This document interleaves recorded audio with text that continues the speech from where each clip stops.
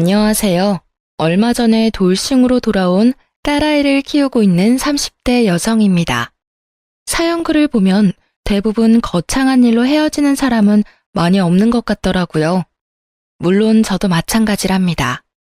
저야말로 정말 한없이 사소하지만 너무나 큰 이유로 헤어지게 됐으니까요. 제 이혼 사연은 취미 때문이었는데요. 어떤 취미이길래 이혼까지 하게 됐는지 궁금하시죠? 정말 별거 아니지만 여러 아내들의 속을 썩이는 그 취미, 바로 모바일 게임 때문이었어요. 정말 흔하디 흔한 그리고 이유 같지 않은 이유처럼 보이지만 제 이혼에 관한 글을 읽어보시면 왜 이혼을 했는지 이해가 가실 거라고 생각해요. 그러니 오늘 이 글을 읽는 분들의 이해를 구하기 위해 사연글을 작성해 보도록 하겠습니다. 저와 남편은 소개팅으로 만났어요. 저는 당시 학원 강사로 일하고 있었는데 남편은 평범한 월급쟁이였어요. 제가 스펙이 좋았다면야 더 좋은 사람 만나고 싶었지만 저도 스펙이 그리 좋은 편이 아니었고 고만고만한 사람들끼리 만나서 결혼하는 게 덜 피곤할 거라고 생각하고 남편과 결혼까지 하게 됐죠. 흔히들 그렇듯 결혼을 해야 할 나이쯤에 사귀던 사람과 보통 결혼을 하게 되잖아요. 저도 그렇게 생각하고 결혼을 했지만 그때 그런 생각을 해서는 안 됐던 것 같아요. 좀 더 진지하게 알아봤더라면 전 남편의 진짜 모습을 미리 발견하지 않았을까 하는 생각도 드니까요. 그래도 결혼 초반에는 꽤 괜찮았던 것 같아요.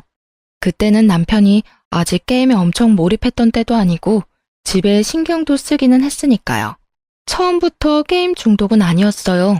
결혼 초반에는 그냥 어린애 같은 면이 있는 남자였고 제가 잘 끌어주면 된다고 생각했던 것 같아요.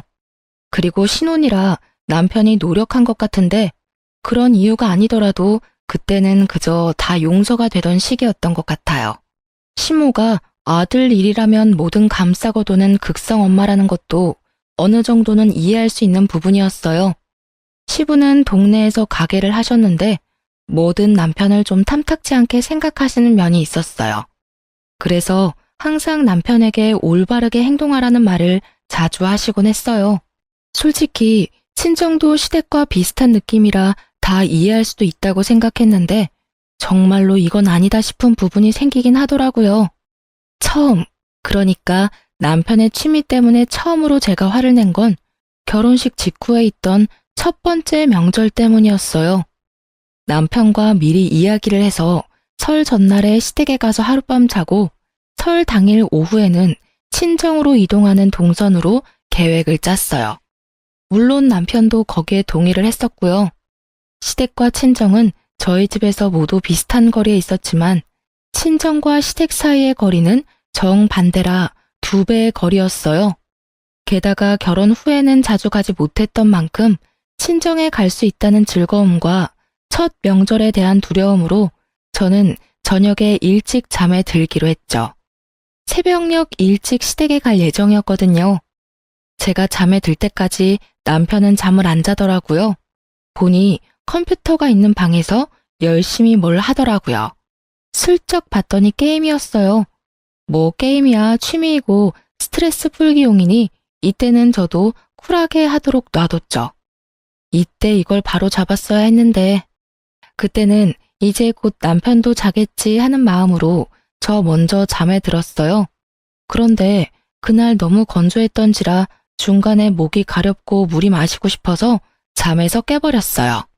물 한 모금 마실까 하고 조심스레 일어났는데 옆에 남편이 없더군요. 이상하다 싶어서 부엌 정수기에서 물을 따라 먹고 있는데 희미한 불빛과 소리가 남편이 있던 방에서 나더라고요. 슬쩍 가서 확인을 해보니 남편이 누군가와 통화를 하면서 여전히 게임을 하고 있더라고요. 시계를 확인하니 새벽 3시 반. 아침 7시에 시댁으로 출발하기로 했는데 여태 잠을 자고 있지 않으니 환장하겠더라고요. 이 남자가 도대체 무슨 생각으로 일어나 싶어서 결국은 제가 참다 못해 한마디 했죠. 당신 아직도 잠을 안 자면 어떡해. 내일 시댁 가는 거 잊었어? 내가 지금 운전면허 따고 있는 중이라 당신 차 운전도 못 해주잖아. 생각을 좀 하고 놀아. 금방 끝낼 거야. 가서 자. 당신한테 운전해달라고 안 할 테니까 걱정 말고. 걱정이 안 될 수가 없잖아요. 수면 부족으로 차를 몰면 얼마나 위험한지를 아는데. 남편이 잘 거라고 생각하고 저도 다시 잠에 들어봤지만 결국 일찍 깨버렸어요. 5시 좀 넘어서 일어났는데 여전히 남편이 게임을 하고 있더군요. 밤을 꼴딱 샌 거예요. 진짜 하루 날밤 샌 거야? 당신 도대체 왜 이래? 차 몰고 가다가 잠들면 어쩌려고. 괜찮다니까. 왜 아침부터 화를 내? 내가 괜찮다고. 알아서 잘 갈 거니까 걱정하지 말라고. 진짜 차표가 남아있었다면 대중교통을 이용하고 싶을 만큼 불안했지만 어쩔 수 없이 남편 차를 타고 시댁에 갔어요. 남편의 집중력이 끊기기 직전 시댁에 도착해 다행이었지만 시댁에서 남편의 행동은 더 가관이었어요. 마치 일을 많이 해서 지친 것처럼 아이고 하며 안방에 들어가더니 침대 위에 풀썩 드러누워서는 잠부터 자더라고요. 그걸 보던 시모가 저한테 한 소리 하더라고요. 넌 도대체 애가 저렇게 될 때까지 뭐 했어?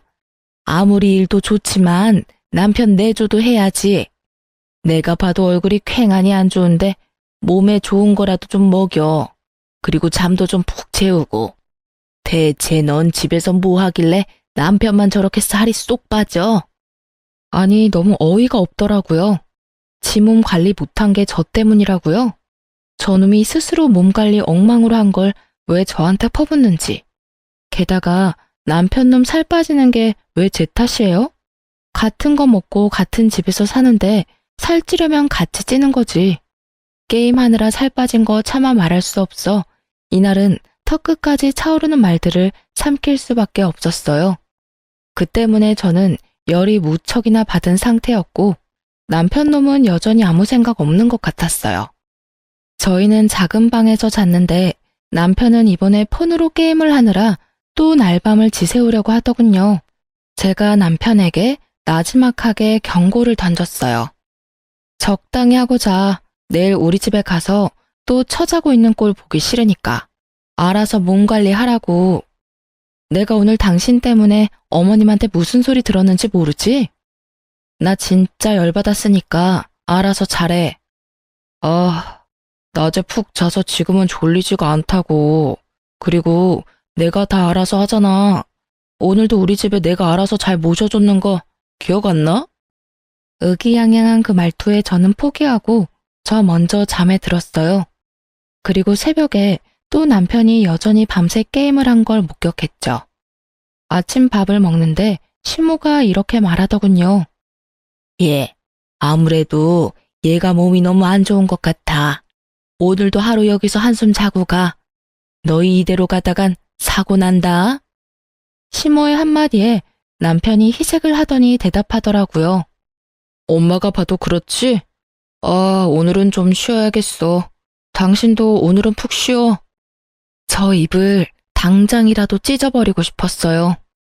웃는 면상에 침을 뱉고 싶었지만 참았어요. 첫 명절, 첫 시댁. 너무 많은 생각이 들었으니까요. 결국 저는 친정에 가지도 못했어요. 그리고 돌아온 집에서 남편에게 미친 듯이 화를 냈어요. 야, 너 어떻게 이럴 수 있어? 내가 일찍 자라고 했어, 안 했어? 왜 잠도 안 자고 게임하면서 날밤 새는데? 너 때문에 나 친정에도 못 갔거든? 어떻게 책임질 거야? 친정에 못 간 게 왜 내 탓이야? 네가 운전할 줄 알았으면 가면 됐잖아. 솔직히 내가 무슨 기사야? 왜 매번 내가 너 데려다 줘야 하냐고. 너 설마 지금 설날에 친정 가는 게 나 혼자 가야 한다고 생각하는 거야?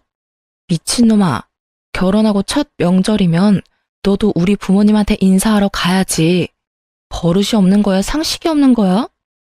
내가 너희 집 가는 건 당연한 거고 네가 우리 집 가는 건 선택사항이다 이거니? 그거는 솔직히 부담스러운 건 사실이고 어차피 다 우리 집에서 하고 처가는 인사차 들리기만 하는 거잖아. 그러니까 너 혼자 갔다 와도 되고. 아, 그렇게 생각하고 있었어? 그래, 좋아. 나 혼자 친정 갈 테니까 넌 집에서 열심히 게임이나 하던가. 결국 저는 남편을 두고 짐을 싸서 친정으로 왔어요. 친정에는 일주일만 같이 있겠다고 했고요. 다행히 친정이랑 직장이 그리 멀지 않아서 다행스러운 일이었지만 화가 나는 건 어쩔 수 없더라고요. 이번에 본때를 보여주기로 한 거죠. 역시나 일주일도 안 돼서 남편이 저를 찾아오더라고요. 왜 계속 안 들어와?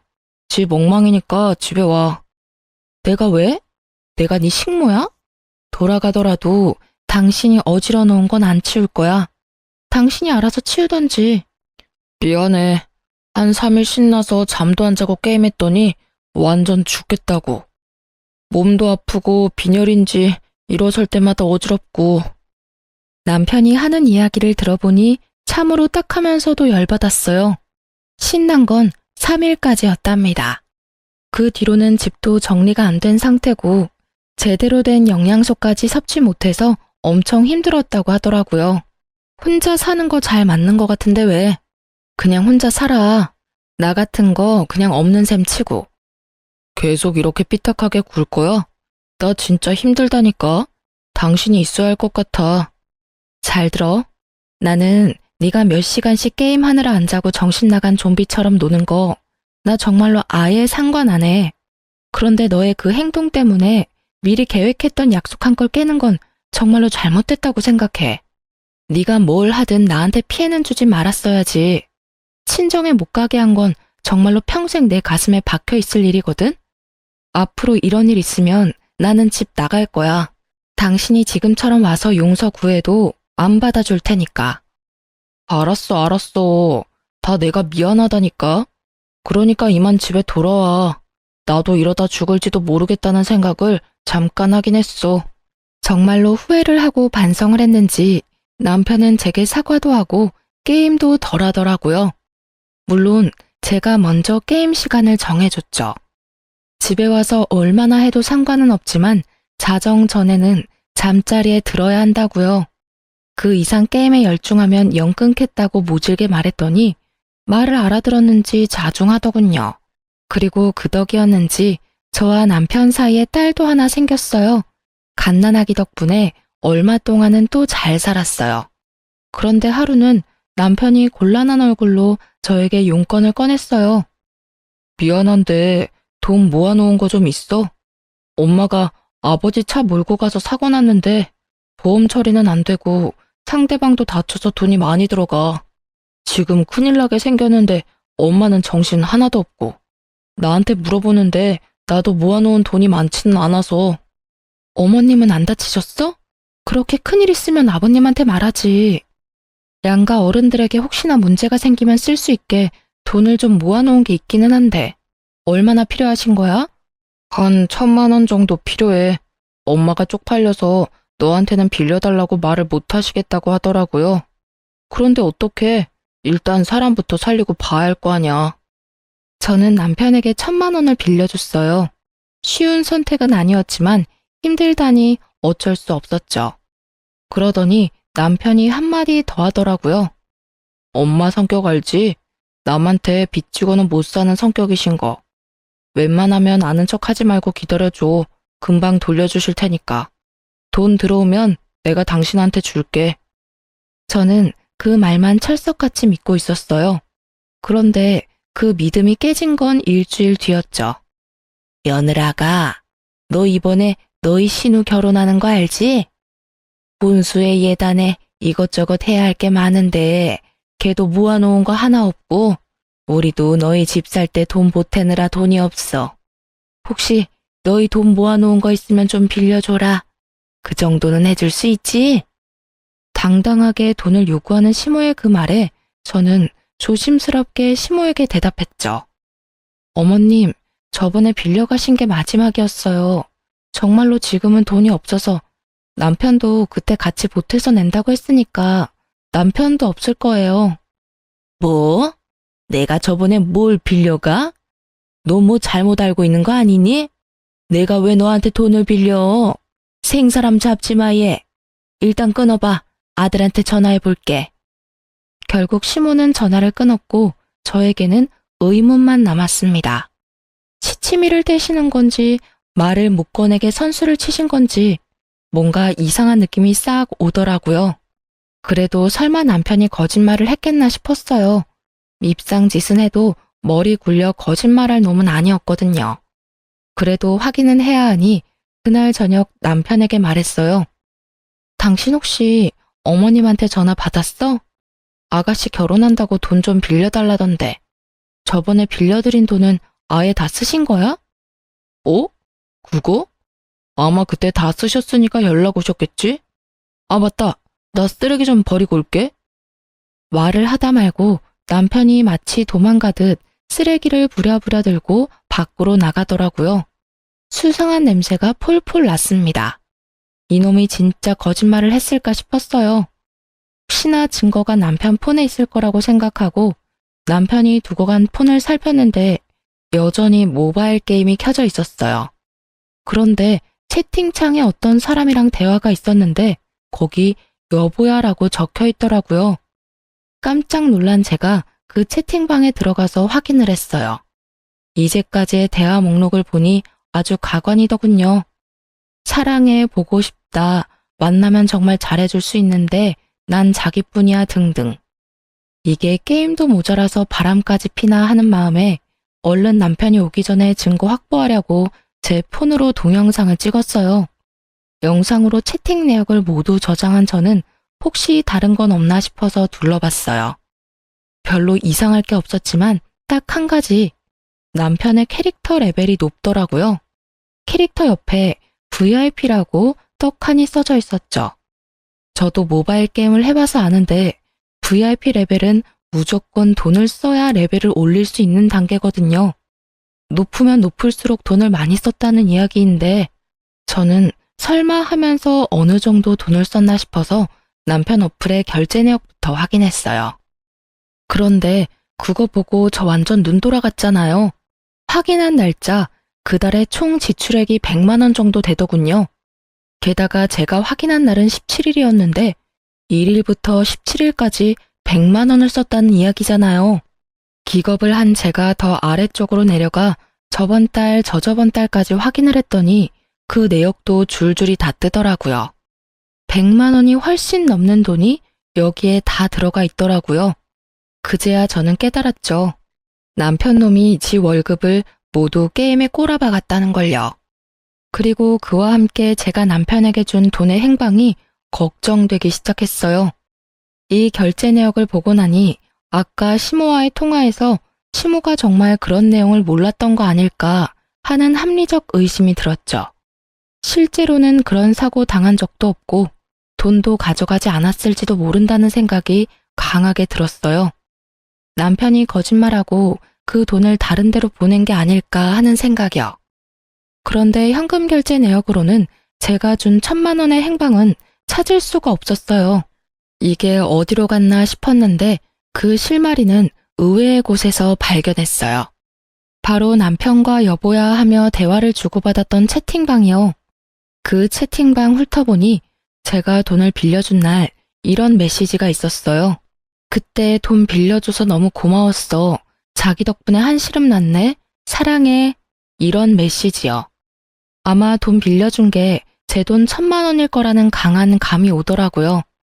결국 열받은 저는 쓰레기 버리고 돌아온 남편을 털었어요. 너 내 돈 어머님한테 빌려줬다는 거 거짓말이지? 아니야. 그거 받아서 엄마한테 빌려줬어. 엄마가 모르는 척 하는 거라니까. 저는 남편 놈에게 폰을 던지며 말했어요. 거짓말 작작 좀 해. 내가 바보 병신으로 보이냐? 네 폰에 이렇게 버젓하게 증거가 있는데 저번에도 내가 말했듯이 네가 뭘 하든 내 알 바가 아니야. 그냥 나한테 피해만 주지 말라고. 그 말 그때 들었지? 그런데 이게 뭐야? 너 어머니한테 준다고 가져간 돈 게임으로 만난 여자한테 줬더라? 미친놈아. 얼굴도 못 본 여자한테 뭐가 꽂혀가지고 그 큰 돈을 갖다 바쳐? 네가 사람이야? 그 돈이 무슨 돈인데? 맞습니다. 그 여자와는 얼굴 한번 본 적 없는 사이였더라고요. 여자가 돈을 빌려준 다음 날 이제 만나자며 날짜를 잡은 걸 봤거든요. 그 말에 남편 놈이 기대하는 표정의 이모티콘을 보낸 것도 정확하게 봤고요. 채찍질 같은 제 말에도 남편은 한마디도 안 치고 대답하더군요. 뭐가 꽂히긴. 같은 취미 가지고 있는 여자가 더 좋은 게 당연하지. 이거 봐. 당신은 여전히 내가 게임을 왜 하는지도 모르잖아. 나도 당신처럼 게임 못하게 하고 매번 통제하려는 여자는 짜증나서 싫다고. 그래서 너한테서 마음 멀어지는 건데 왜 남 탓을 하는 건데? 우와, 앞에서 이딴 말을 듣는데 진짜 머리 돌아버리겠더라고요. 통제라는 말을 이럴 때 쓰는 게 맞나요? 제 상식선에서는 도저히 이해가 안 가는 이야기라 헛웃음만 나오더군요. 그래서 너는 하늘을 우러러 한 점 부끄럼 없다 이거야? 말해봐. 네가 진짜 잘못한 게 하나도 없어? 그 돈도 어머님한테 준 게 사실이고. 그럼 믿어줄 테니까 지금 당장 어머님한테 가서 그 돈 받아와. 내 돈이고 나는 그 돈 받을 자격이 있다고 생각하니까 당장 가져와. 네가 지금 내 앞에 돈 대령하면 이 일 다 없었던 일로 치고 내가 너한테 사과하면서 큰절까지 할게. 당당하다며. 그럼 지금 당장이라도 이야기해서 돌려달라고 해야지. 그건 지금 당장 못해. 엄마도 사정이 있고. 어머님이 사정이 있는 게 아니라 네가 사정이 있겠지. 그 여자한테 다 줘서 없지? 통장 내역 당장 까. 어머님한테 드렸으면 어머님 명의로 1,000만 원이 넘어갔겠지. 결국 남편은 말도 못하고 통장도 보여주지 않더라고요. 지은 죄가 있는 게 목소리는 얼마나 큰지 저는 당장 남편을 끌고 시댁으로 쳐들어갔어요. 이미 이혼은 무조건 확정사항이었어요. 제 마음속에는 이미 선이 그어졌거든요. 그래도 남편 놈이 친 사고를 시부모가 알아야 어떻게든 수습이 될 것 같아서 말이죠. 시댁에 가서 남편 놈을 앞세우고 이혼하겠다고 말했어요. 시댁에서도 폭탄 발언을 한 저와 남편을 연달아 보며 무슨 일인지 쳐다보더라고요. 솔직히 말 꺼내면서도 시모가 저를 두둔해 줄 거라는 생각은 정말 조금도 하지 않았어요. 어머님, 아버님, 저 이 사람이랑 이혼할 거예요. 정말 지긋지긋해서 못 해먹겠어요. 게임하느라 집안일은 아무것도 안 하고 육아조차도 관심이 없어요.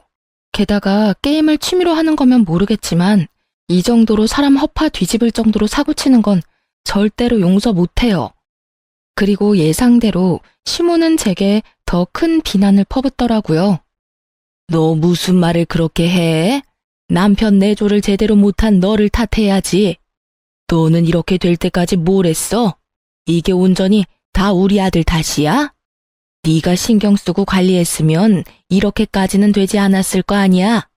남편 기죽이는 건 그렇게 잘하면서, 취미로 하는 걸 이해 못할 정도면 그래, 차라리 헤어지는 게 잘 됐네.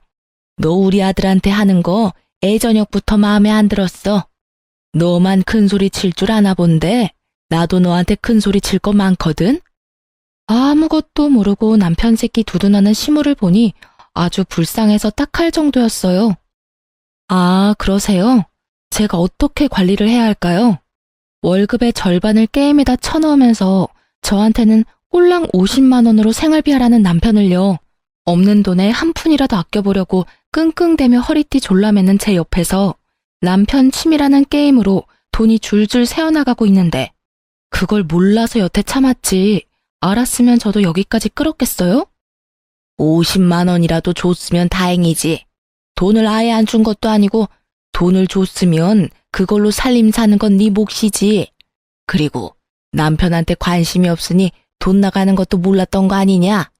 이게 네가 내조를 제대로 안 한다는 증거지. 시모 말이 끝나자마자 남편 놈이 의기양양하게 되지도 않는 말 하고 있더라고요. 그래, 넌 처음부터 내 취미 생활을 인정을 안 하잖아. 솔직히 내 돈을 내 취미에 쓰는 게 왜 나빠? 돈을 안 준 것도 아닌데. 그걸로 생활비 했으면 나한테 할 말 없지. 시모를 등에 업고 입이 10개라도 할 말이 없어야 할 죄인이 뚫린 입으로 말은 얼마나 잘하던지요. 그 꼴을 보니 더 열받아서 저도 모르게 흥분하게 되더라고요. 결국 큰 소리로 꽥 냅다 질러버렸죠. 뭐? 야, 네가 돈만 썼어? 게임하면서 만난 얼굴도 모르는 여자한테 돈까지 갖다 바쳤잖아. 어머님이 아버님 차 끌고 가서 사고 쳤다는 말로 나 속이고 내가 모아놓은 돈 1,000만 원 가져가서 그 여자한테 준 거잖아. 통장 내역 보면 다 나와. 속일 생각하지 말라고. 핏덩이 같은 딸내미 놔두고 얼굴도 모르는 여자한테 홀라당 넘어가서 돈 준 것도 화가 나는데 뭐? 네가 나한테 생활비 줬다고 내가 할 말이 없어야 한다고? 그럴 거면 결혼은 왜 했냐 이 새끼야. 너야말로 나한테 할 말이 없어야지. 뚫린 입이라고 다 같은 입인 줄 알아? 그게 무슨 소리야? 내가 사고를 쳤다니? 역시 남편이 아무 이야기를 안 했던 것 같더라고요. 그래서 저도 자세하게 알려드렸죠. 알아야 저놈 두둔하는 게 얼마나 쓸모없는 일인지를 알 테니까요. 제 돈 1,000만 원 가져가면서 그러더라고요. 어머님이 아버님 차 끌고 가서 사고 쳤다고요. 그러니까 몰래 빌려주는 거니 그런 이야기 어머니한테 먼저 하지 말라고요. 제 말에 시모는 적잖이 충격받은 눈치더라고요. 물론 그렇겠죠.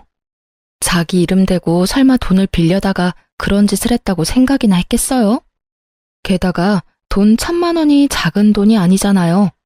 그 돈을 모은 것도 양가 부모님들 때문이었는데 그 목적에 맞았기 때문에 빌려준 거였는데 그 돈 모을 때 도움 하나 안 주고 게임하느라 돈 다 쓴 주제에 지가 뭐가 잘났다고 저런 말을 해요? 진짜 어이가 없어서. 결국은 시모도 이 상황에 대해서는 뭐라 거들어 줄 말을 못 하더라고요.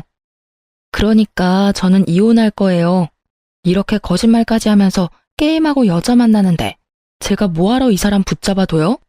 대신에 저는 그 돈, 1,000만 원 모은 돈은 무조건 돌려받을 거예요. 그게 어떤 돈인데? 없는 살림에 진짜 한 푼 한 푼 겨우 모아서 만든 돈인데 그걸 왜 생판 모르는 여자한테 뺏겨야 하냐고요? 제 말에 시모가 잠시 한숨을 푹 쉬더니 말하더라고요. 그래, 이혼해라. 차라리 잘 됐어. 그 돈은 우리가 돌려줄 테니까 이혼해. 어차피 나는 너 하는 거 마음에 들지 않았어. 그러니 이번에야말로 좋은 여자 만나게 하면 돼. 취미 생활하는 거에 참견도 안 하고 내조도 잘해서 우리 아들 똑바르게 잘 잡아줄 사람. 그런 사람 찾아서 재혼하면 돼. 그 이야기 듣는데 얼마나 웃기던지요. 저는 시모에게 말해줬어요. 예, 어머님, 잘 찾아보세요. 세상에 어떤 여자가 게임에 미쳐서 집안일, 육아에는 관심도 없고 게임에 돈이나 갖다 바치는 남자를 좋아하겠어요? 아, 그 게임 속의 여자라도 꼬셔서 잘해보면 되겠네요. 남편이 그렇게 죽고 못 사는 여자요. 돈을 1,000만 원을 줬는데도 아직까지 얼굴도 못 봤다는 여자라면 잘해줄 수 있겠죠. 게임도 취미인 것 같고. 그죠? 둘이서 열심히 돈 탕진하면서 살면 진짜 죽이 잘 맞겠어요. 아무리 생각해도 그 여자는 남편을 호구로 생각하는 게 틀림없었거든요. 그걸 이 시점이 되도록 눈치를 못 채는 남편도 이상했고 그런 여자를 재혼 상대로 생각하는 시모도 웃겼어요. 딱 봐도 사기꾼이잖아요. 차라리 얼굴을 보고 만나서 손이라도 잡고 돈이라도 줬다면 그 여자를 상간녀라고 생각할 법도 했을 거예요. 그런데 딱 봐도 그게 아니잖아요. 얼굴 보여주지 않고 돈만 요구하는 사람을 상간녀라고 볼 수 있을까요? 그냥 남편 놈이 거기 꽂혀서 지 마음이며 돈이며 다 주는 거지.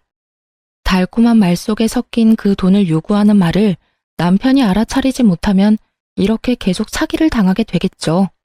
그런 여자가 내조를 한다고요? 결국 참다 못한 제가 한마디 더 붙였어요. 그 여자랑 결혼하면 둘이서 게임만 하느라 어디 애라도 생기겠어요? 그때는 제 딸 찾으러 오지 마세요. 저는 친권이며 양육권 모두 뺏기지 않을 거니까. 딱 봐도 남편은 애를 양육하기에 여러모로 문제가 있잖아요? 소송하면 분명히 애는 저한테 올 거예요. 그러니까 서로 힘 빼지 말고 여기서 그 부분은 합의해요. 제 말에 입을 연 건 시모도 남편도 아닌 시부였어요. 조용히 이야기를 듣고만 있던 시부가 남편에게 물어보더라고요. 너, 이 말이 전부 사실이냐? 조용한 그 말투가 더 무서웠어요. 시부의 표정에 변화가 없었거든요. 남편도 그걸 감지했는지 어물쩍거리며 말하더라고요. 사실이냐고 하면 돈 빌린 건 맞아요. 그리고 그 여자랑 대화한 것도 맞는데 돈은 내가 빌려주기로 한 거고 그 여자가 강하게 요구한 것도 아니고 게임은 내 돈으로 한 거니까 와이프 말처럼 내가 다 잘못했다고는 생각 안 하는데요. 남편의 말이 끝나자마자 시부가 풀스윙으로 팔을 올렸고 짝 하는 소리와 함께 남편 놈 얼굴이 반대편으로 휙 돌아가 있었어요.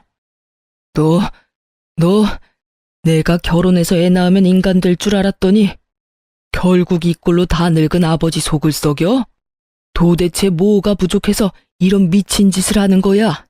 네 딸 얼굴은 무슨 낯짝으로 볼 거야? 애 보기 부끄럽지도 않아? 진짜로 그 얼굴도 못 본 여자한테 돈 다 빌려줬어? 그 여자가 돈은 갚는 데냐? 그 돈 다시 받아와, 이 못난 자식아. 결국 흥분한 시부에 의해 남편은 내내 두들겨 맞았지만 다 늙은 시부 손이 아프면 얼마나 아프겠어요. 결국은 남편에게는 매도 되지 못했던 것 같더라고요. 끝까지 자기는 잘못 안 했다고 하는 걸 보니 말이죠. 그나마 시부는 정상적인 생각을 하고 계시더라고요. 동네에서 가게를 하시니 아들의 이혼이 더 신경 쓰일 수밖에 없기도 했고요. 아무래도 장사하시니 다른 사람들 입방아에 오르는 게 싫으셨던 것 같기도 하더라고요. 물론 그 이상으로 아들에게 실망한 것 같았지만요. 결국 저의 이혼은 합의로 가게 됐어요. 시부가 조용히 묻고 싶어 하는 것 같았거든요. 시부에게 직접 1,000만 원을 돌려받았고 재산 분할도 적당히 하게 됐어요. 그리고 남편에게는 위자료 명목으로 돈도 좀 더 받았어요. 물론 그 돈은 시부가 줬지만요. 딸아이 친권과 양육권은 당연히 제가 가져왔죠. 게임 중독 아빠에게 애를 맡길 사람은 없잖아요. 그 상황은 시부모도 모두 납득한 일이었어요. 우리가 가지고 있던 집도 둘이서 반반씩 내고 들어가 살았기에 집을 팔아서 반씩 나눠 가졌어요. 저는 이래저래 모은 돈으로 작은 평수의 아파트 전세로 들어갔고 남편 놈은 시부가 시댁으로 불렀다고 하더라고요. 시부 말로는 집에서 게임하는 거 눈에 보이면 당장 내쫓아버리겠다고 했다는데 중독을 이기실 수 있을지는 모르겠더라고요. 결국 이혼하고 저는 딸아이와 함께 직장 근처 작은 전셋집에서 살게 됐어요. 시댁과도 그리 먼 곳은 아니었고 가끔씩 그 근처를 들릴 때도 있었어요. 그러던 중 시부가 일하던 가게 근처에 갈 일이 생겨서 그 근처를 방문했다가 시부를 마주쳤어요. 시부는 저에게 호의적이었고 마지막까지 상식적으로 일을 해결해 주셨기 때문에 잘 지내셨냐고 안부만 묻고 가려고 먼저 말을 걸었어요. 잘 지내셨어요? 그렇게 말을 걸고 가까이서 시부 얼굴을 보니 아주 얼굴이 퀭하더라고요. 저는 흠칫 놀랐어요. 저와 이혼하고 남편이 또 사고 친 건 아닌가 하는 생각이 들었죠. 그래. 여기는 무슨 일로 왔어? 근처에 볼 일이 있어서 왔다가 잠깐 들렀어요. 인사만 하고 가려고 했는데 혹시 몸이 안 좋으세요? 얼굴빛이 너무 안 좋아 보여서. 걱정스럽게 쳐다보는 저를 보던 시부가 고개를 절레절레 저으시더니 말하더군요. 내가 그 미친놈 때문에 죽겠어. 아니, 그게 귀신이 씌인 것도 아니고 진짜 정신이 제대로 나갔어. 너한테 할 이야기는 아니라는 걸 아는데도 진짜 이놈이 짐승 새끼가 아닌가 그런 생각이 든단 말이지. 네? 또 무슨 일 있으셨어요? 아직도 그 사람 게임 못 끊었어요? 아니면 그 여자 때문에 그러세요? 이놈이 우리 집 들어와서도 여전히 정신을 못 차려. 게임을 하지 말라고 했더니 집을 나가서 들어오지를 않잖아. 어디 있는지 찾아보면 집 근처 어슬렁거리며 게임이나 쳐하고 밥도 안 먹고 잠도 안 자서 아주 사람 속을 완전 문드러지게 하는 거야. 게다가 그 여자한테서도 아직 못 벗어났는지 돈도 안 돌려주는데도 아비 앞에서 그 여자를 끼고 돌아. 어휴. 그 이야기를 들으면서도 저는 이렇게 될 줄 알았다는 생각이 저절로 들 정도였어요. 솔직히 제가 당한 일들을 모조리 두 분이 당하고 계신다고 생각하니 좀 딱한 마음도 들기는 했죠. 물론 자식 잘못 키운 부모 입장에서 바라보면 그렇단 거죠. 그런데 그것뿐만이 아니야. 그것만이라면 아주 내쫓아버리고 어디서 객사하든 말든 놔둬버리면 되지. 그런데 너하고 이혼하면서 생긴 돈을 모조리 그 여자한테 준 것 같더라고. 그 돈 어딨냐고 물어봐도 대답을 안 해. 너도 알다시피 그 집 살 때 아들놈 돈 한 푼 없어서 내가 아파트비 반틈 내주지 않았냐? 그렇게 치면 그 돈이 내 돈인데 지가 홀라당 가져다가 써버렸어. 어디다 썼냐고 물어봐도 답을 안 해. 아마도 그 여자한테 줬겠지. 그래서 내가 물어봤어. 그 여자 얼굴은 봤냐고. 그렇게 좋으면 집에 데리고 와서 얼굴이나 보여주라고. 그랬더니 참견하지 말고 가만히 있으랜다. 집에 데리고 오지도 못할 여자한테 그 많은 돈을 퍼부었다고 생각하니 내가 이놈을 왜 데리고 왔는지 이제는 후회가 돼. 저 알아서 살도록 놔둬버릴 것을. 그런 일이 많이 힘드셨겠어요. 그래서 지금도 같이 살고 있고요? 아니야. 이 못난 놈 저번 주에 내보냈어. 월세방 하나 얻어주고 지가 월세 못 내면 알아서 쫓겨나겠지. 그것도 왜 내보낸지 알면 기도 안 찰 거다. 얼마 전부터 집안에 있는 물건이 하나씩 없어지더라고. 처음에는 부엌에 있는 물건이었는데 그 다음에는 컴퓨터나 TV, 공기청정기가 없어지더라고. 알고 보니 아들놈이 그걸 가져갔더라고. 어디다 썼냐고 물어보니 답을 안 하길래 알아보니까 그거를 다 갖다 중고시장에 팔아버렸더라고. 돈으로 바꿔서는 또 그 돈도 여자한테 보냈더라고. 내가 그걸 알고 나니 진짜 귀신을 집에 들렸다 싶어가지고 당장 내보내버렸지. 집에 못 들어오도록 비밀번호까지 바꾸고. 그 말을 듣는데 이젠 저도 위로의 말을 못 꺼내겠더라고요. 얼마나 고생했을지가 눈에 훤해서요. 제가 그런 말하면 죄송할 것 같아서 말을 아꼈어요. 그랬더니 시부가 저한테 그러더군요. 너 이혼 잘했어. 그놈 데리고 있었으면 우리 손녀까지 팔아치웠을지도 모를 일이야. 봐라. 그렇게 자기 아들이라며 끔찍이도 두둔하던 마누라가 세간살이 하나씩 없어질 때마다 점점 말도 없어지고 내 눈치까지 보더라니까. 결국 냉장고 없어졌을 때 이놈의 옆에 내가 내 앞에서 울더라니까. 그렇게 아들 편들지 말라고 나쁜 건 고쳐야 되니 모질게라도 대하라고 했건만 그걸 못해서는 결국 아들을 저렇게 만들었으니. 그 말을 하는데 하필 시모가 가게 안으로 들어오시더라고요. 제가 이혼하기 전에 시모는 아무 일도 안 하는 전업주부였는데 남편이 얼마나 재정적으로 두 분을 쪼들리게 만들었는지 결국 시모도 시부 가게에 나와서 일을 도와주고 계셨더라고요. 시모는 제 얼굴 보고 흠칫하더니 이내 눈물을 주룩주룩 흘리더라고요. 애미야, 내가 너한테 모진 말을 많이 했어. 같이 살아보니까 네가 얼마나 고생했을지 알겠더라. 내가 그런 말 한 거 마음에 담아두지 마라. 못 모르고 한 말이야. 알고 나니 도저히 감싸줄 생각도 안 들고 그냥 너한테 미안하다는 생각만 나더라. 시모도 전 남편에게 쓴소리까지 했다고 하는데 결국 그게 먹히지는 않았대요. 제 앞에서 울면서 그런 이야기를 하는 시모를 보니 참 무슨 표정을 지어야 할지 모르겠더라고요. 그렇지만 분명하게 드는 생각은 딸아이만이라도 데리고 나와서 정말 다행이라는 생각이었죠. 남남이라는 게 이렇게 마음이 편할 줄 몰랐어요. 시모가 그렇게 후회를 하는데 저희는 이미 이혼을 해서 남남이잖아요.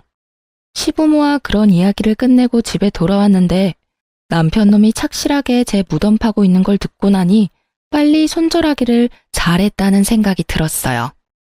그리고 한 가지 의문이 들었죠. 도대체 게임 속의 여자는 얼마나 대단한 여자길래 이렇게 남자의 골수까지 빨아먹나 싶은 생각이 들었거든요.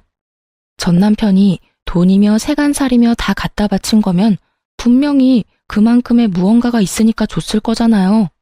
그런데 얼굴은 한 번도 본 적이 없다고 하고 아무래도 사기꾼 냄새가 났는데 전 남편이 그걸 눈치를 못 챘다는 것도 이상하니까요. 찝찝함을 남겨두고 그렇게 시간이 좀 흘렀어요. 시부모와 대화를 나눈 지 한 달 좀 되지 않았을 때 친정엄마한테서 연락이 왔더라고요. 너 그 이야기 들었어? 네 전 남편 이야기. 엄마 그거 듣고 완전 뒤집어졌잖아. 응? 무슨 이야기? 그리고 이미 인연 끊긴 사람 이야기는 왜 갖고 와? 엄마는 기분 안 나빠? 나는 솔직히 기분 나쁘거든? 기분 나빠도 들어봐. 니네 시댁이었던 사람들 그 동네에서 가게 하지 않니? 엄마 친구 중에 거기 단골이 있는데 소문이 완전 파다하게 났다고 하더라고. 무슨 소문? 뭐, 이제 와서 재혼이라도 한대? 재혼은 무슨, 사기당했다고. 사기? 뭐 충분히 예상 가능한 거였지만 놀라긴 했어요. 이제야 터진 거에. 그래, 네 전 남편이 그렇게 그 여자 얼굴 한번 보려고 돈을 그만큼 퍼부었다는데 여자가 만나자고 한 날부터 잠적했다고 하더라고. 그래서 네 전 남편이 눈에 불을 켜고 찾아다녔대. 근데 알고 보니까 그 여자가 상습범이었다고 하더라고. 노총각이나 유부남 그렇게 꼬셔가지고 돈 뜯어내고 잠적해버리는 상습범. 아휴, 그럴 줄 알았어. 뭐 그런 건 놀랍지도 않아. 딱 봐도 사기꾼 같잖아. 맨날 돈 얘기하고. 돈 없다 하면 시큰둥하게 반응하고 돈 있다 하면 사랑해 보고 싶어. 이런 반응 나오는 거 보면 딱 봐도 전문 사기꾼이지. 이제야 그걸 알았다는 게 나는 더 놀라운데. 근데 너 이거는 알았니? 그 여자가 사실은 여자도 아니었대. 남자라고 하더라. 세상에 결국은 남자한테 농락당해서 돈이며 마음이며 다 날렸다고 하더라고. 갖다 바친 돈이 거의 몇 천만 원이나 된다던데. 그 집도 딱 하게 됐지. 차 담보까지 잡아서 사기꾼한테 줬으니. 남은 건 빚밖에 없는 데다 그 여자 찾느라고 아들놈이 일도 제대로 안 해서 결국은 회사에서 잘렸다고 하더라고. 그래도 지 새끼라고 그 아버지가 데려갔다더라. 근데 데려가면 뭐하니? 밥만 축 낸다던데.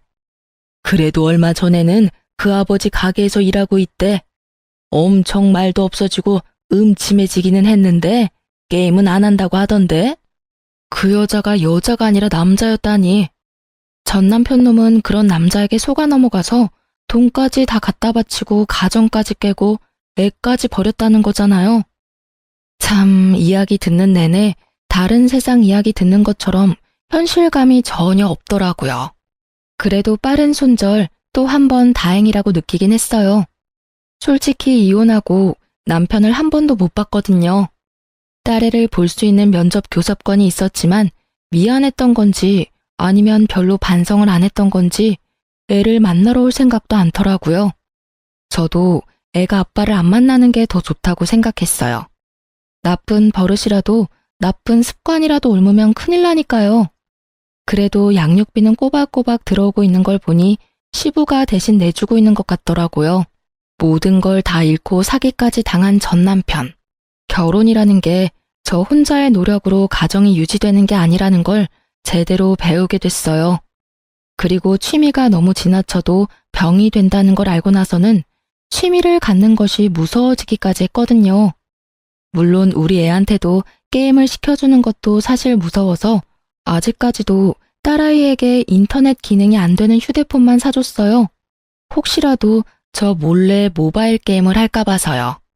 전 남편의 이야기를 들으니 하나의 맹목적으로 집중하는 게 얼마나 무서운 일인지에 대해 깨닫게 됐고요. 뭐든 적당한 게 좋은 법이죠, 남편에게는. 이번 일이 아주 좋은 약이 되었다고 생각해요. 그 일이 아니었다면 여전히 재산을 탕진하면서 게임에만 몰두하게 됐을 테니까요. 지금이라도 정신 차렸으면 잘 된 일이죠. 그리고 게임 중독이라는 이유로 이혼을 해보니 세상에는 별의별 이유로 이혼을 하는 사람이 많겠구나 하는 생각도 들었어요. 글을 쓰고 보니 유치하면서도 어이없는 이혼 사유이긴 한데 그래도 저에게는 생각보다 큰일이었다는 것만큼은 알아주셨으면 해요. 저 당시에는 정말 막막하고 힘들었으니까요. 쓰다 보니 글이 길어졌지만 글이 지루하지는 않으셨을 거예요. 뒷골 잡게 만드는 남편놈 덕분에요. 바쁘신 와중에 긴 글 읽어주셔서 너무 감사합니다.